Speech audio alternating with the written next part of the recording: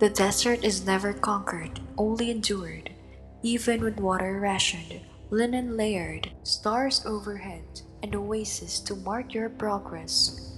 The sands still hold their cruelties. They arrive without warning, or they arrive exactly when the elders said they would, yet still find you unprepared.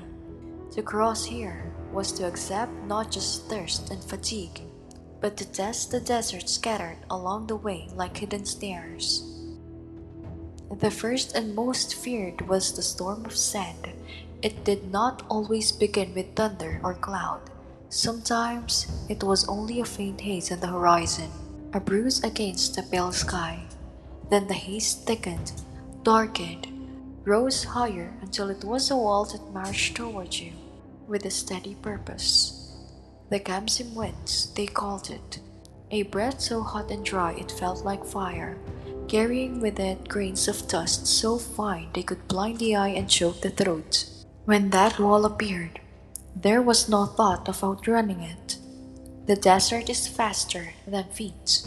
Instead, the caravan crouched low, cloaked their faces with damp cloths, and anchored their water skins under bodies so the mouth would not be found. Camels folded their legs and pressed their heads to the ground, instinctively forming small barricades against the storm. Men and beasts alike became shapes in the sand, waiting, while the world was erased into roaring brown. It could last an hour, it could last a day. It could last an hour, it could last a day. Stories tell of caravans buried, their camels found years later when the dunes shifted again. Skeletons still tethered together by rope turned brittle in the sun. But most who survived knew the trick: to wait, to be patient, to keep the cloth tight over nose and mouth, breathing slowly through the storm. And stillness was safety. And yet, even when the air cleared, another cruelty often followed: the mirage, shimmering pools that danced on the horizon, promising relief, beckoning with the shine of water that was not there. A thirsty man could see them so clearly, he swore he heard the lap of waves, smelled the cool mud.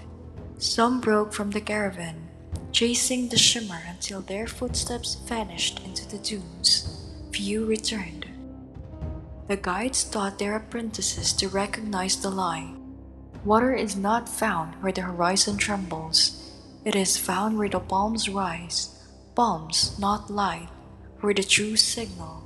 And if your eyes burnt and your throat begged, you learn to look not forward but sideways, to see if the mirage shifted as you moved.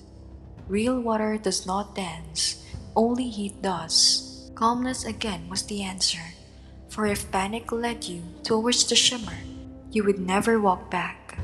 And then there were the smaller cruelties, the ones that lurk close at hand, scorpions hiding under the shade of stones, their bodies cooling patient until a careless hand lifted their cover.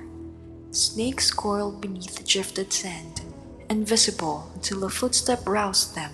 The answer was not to fear but to watch, to shake out sandals before walking, to tap the ground ahead with a staff, to set watches at night not only for raiders, but for the soft, silent movements of creatures that share the desert.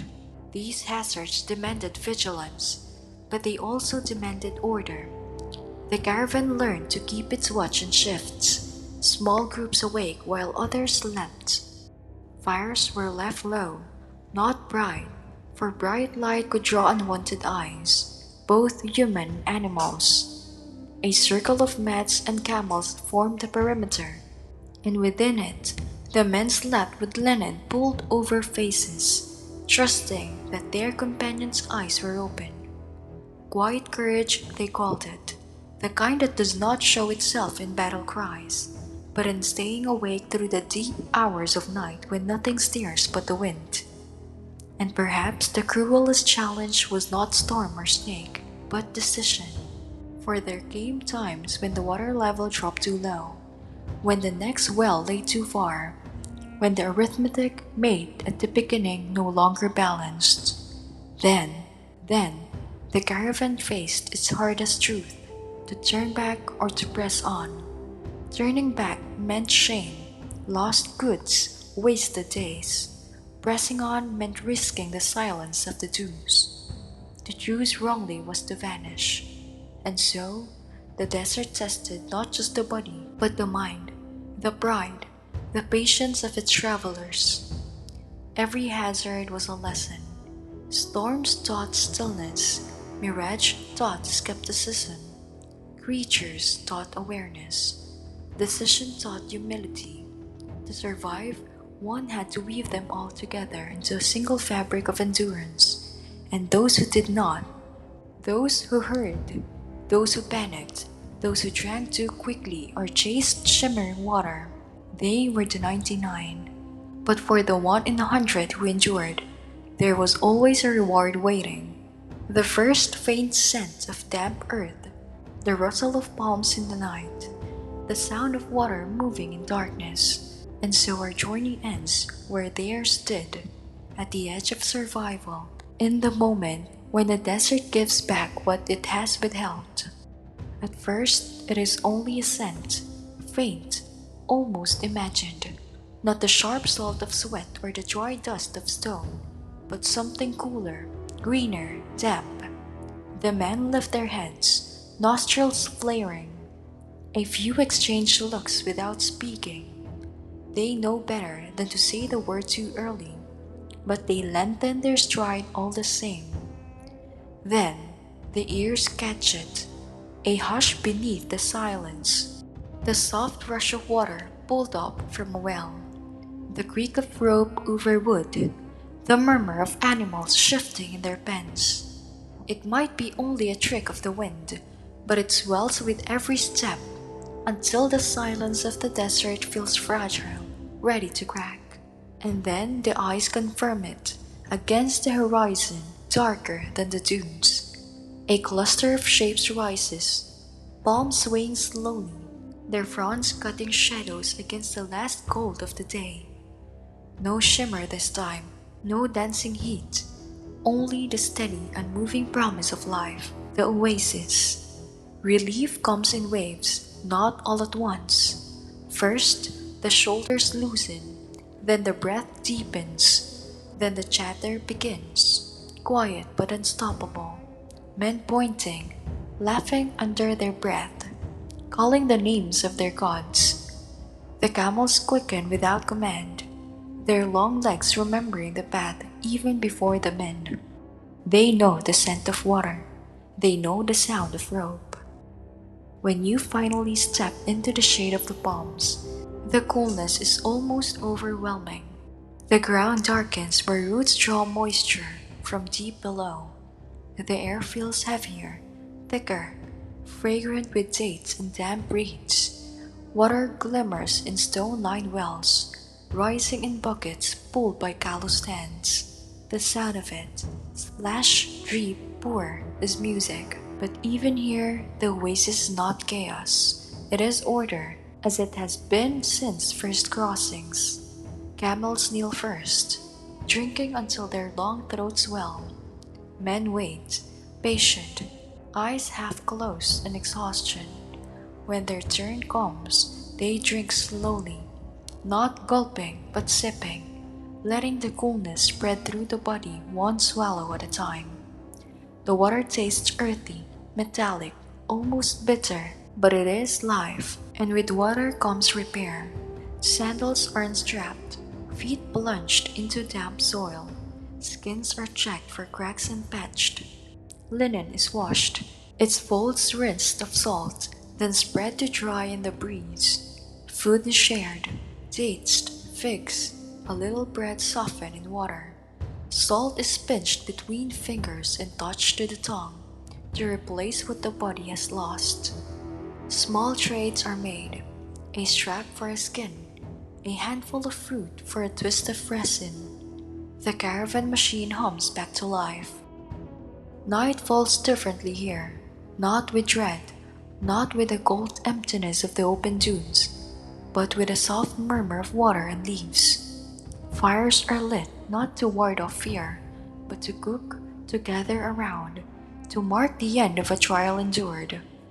Some men sleep instantly, sprawled on mats under palms. Others lie awake, staring at the stars with new eyes, no longer as a map of survival, but as distant companions that had led them there.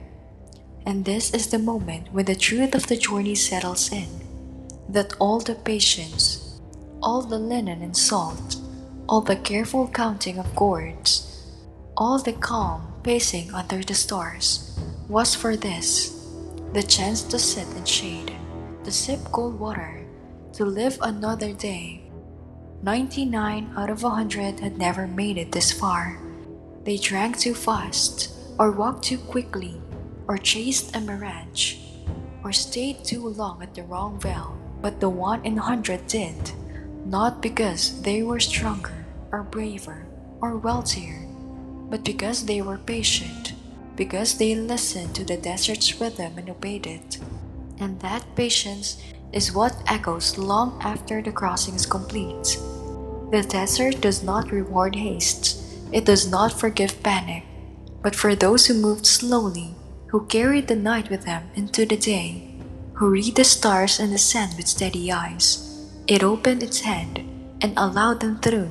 So the palms stand not only as relief, but as a monument to the cloth wound carefully at dusk, to the sip taken slowly at dawn, to the stillness held during storms, the calm eyes that ignored the shimmer of false water, the quiet watches kept in the dark. Every drop in the oasis is earned, every shadow deserved, and when the caravan leaves again, for leave it must always, it does so not with arrogance but with gratitude, for the desert will test them again and again and again. Only 1 in 100 will survive, but tonight, under the palms, you are that one. The desert crossing was never easy, never safe, never guaranteed. But the Egyptians and their caravans showed that patience, discipline, and calm could turn even the harshest emptiness into a path. Tonight, you've walked it too, sip by sip, step by step, under starlight and sun. If you want to travel further, to learn more of these old rhythms, stay with us, subscribe, and the next time night falls, we'll walk together again, slowly, safely, across the sands of history.